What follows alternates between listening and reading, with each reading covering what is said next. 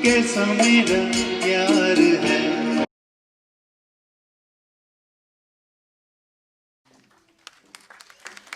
तो अब अर्चना ma'am please आप यहीं पे रुकिए। एक सवाल है जो मैं पूछना चाहती हूँ, कुछ सवाल जवाब करूँगी मैं आपसे। तो एक सवाल ये है कि सिद्धार्थ स्कूल ऑफ आर्ट्स जो है, ताकि लोगों को भी उसकी इन्फॉर्मेशन मिले, तो इसकी स्थापना कब और कैसे हुई? मतलब क्यों ऐसा लगा आपको कि करना चाहिए? बीइंग अ साइंस स्टूडेंट, एक सिस्टम था मेरे दिमाग में हमेशा कि सिस्टमैटिक स्टडी होना चाहिए। और जैसे म्यूज़िक की भी मैं स्टूडेंट रह चुकी हूँ, तो म्यूज़िक का जो hobby converted into my profession, वो भी इच्छा थी। तो इससे 2001 में सिद्धार्थ स्कूल ऑफ आर्ट्स की शुरुआत हुई इन अ कमर्शियल प्लेस। जब थाना में आर्ट स्कूल ये कॉन्सेप्ट नहीं था, तब ये पहला कॉन्सेप्ट था। और टाइम्स ऑफ इंडिया की हेड आशा मंडपे जी, उन्होंने उसकी बहुत तारीफ की।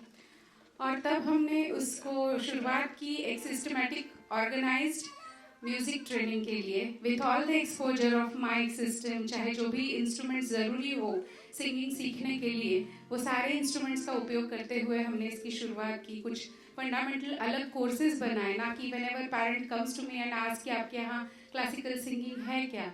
तो इसके अलावा हमने एक ऐसा कोर्स शुरू किया ताकि जो 4 साल का बच्चा आता है और उसको खुद को भी पता नहीं उसे गाना करना है, डांस करना है या फिर और कुछ, तब हमने एक बेसिक ऑफ म्यूज़िक करके शुरुआत की कोर्स की, जहाँ पे उसे ऑल म्यूज़िकल ट्रेनिंग दिया जाए। और बाद में धीरे धीरे उसे जब पता चलता है कि मुझे ये अच्छा लग रहा है, या उसके गुरु को जब पता चलता है कि इसका इंक्लिनेशन इसकी तरफ ज़्यादा है, जैसे रिदम हो या डांस हो या सिंगिंग हो, उस तरह से उसे आगे क्वालिफिकेशनल ट्रेनिंग दी जाए, जिसमें कि ग्रेजुएशन और पोस्ट ग्रेजुएशन तक उसे वहाँ ट्रेनिंग दी जा सकती है।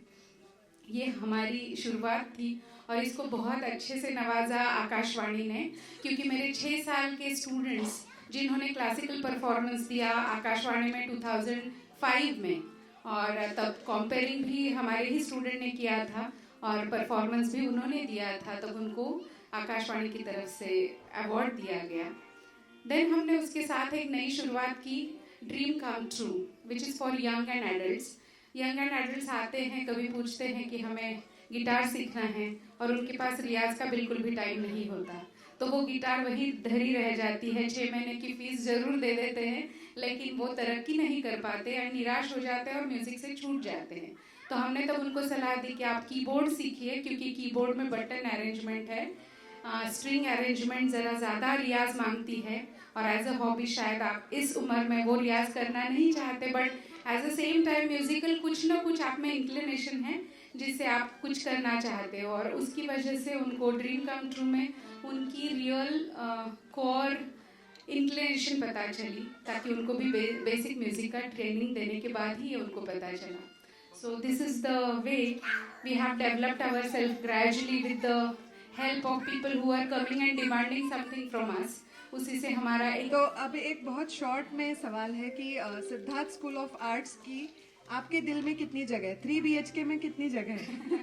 जब भी मुझे कोई पूछता है आपके कितने बच्चे हैं, हाँ। तो मेरा सवाल जवाब होता है कि मेरे 2 बच्चे हैं। एक सिद्धू जो मेरा बेटा है, जो 2000 में बॉर्न हुआ, और 2001 में ये Siddharth school of arts and the comedy part of it, जब फोन कॉल्स आते थे बार बार सिद्धार्थ स्कूल ऑफ आर्ट्स के, और वो छोटा था 2 साल का, उठाता था, तो उसे कंफ्यूजन हो गया कि उसका नाम सिद्धार्थ स्कूल ऑफ आर्ट्स है। तो उसको जब भी कोई नाम पूछता था तो वो अपना नाम सिद्धार्थ स्कूल ऑफ आर्ट्स बोलने लगा था when he was only 2.5 or 3. So this is the passion. Actually कहते हैं ना कि ट्विंस होते हैं तो दिखते सेम है, नाम अलग होता है। आपके 2 अलग अलग बच्चे हैं, नाम सेम है, ऐसा हो गया है। Thank you so much ma'am. अभी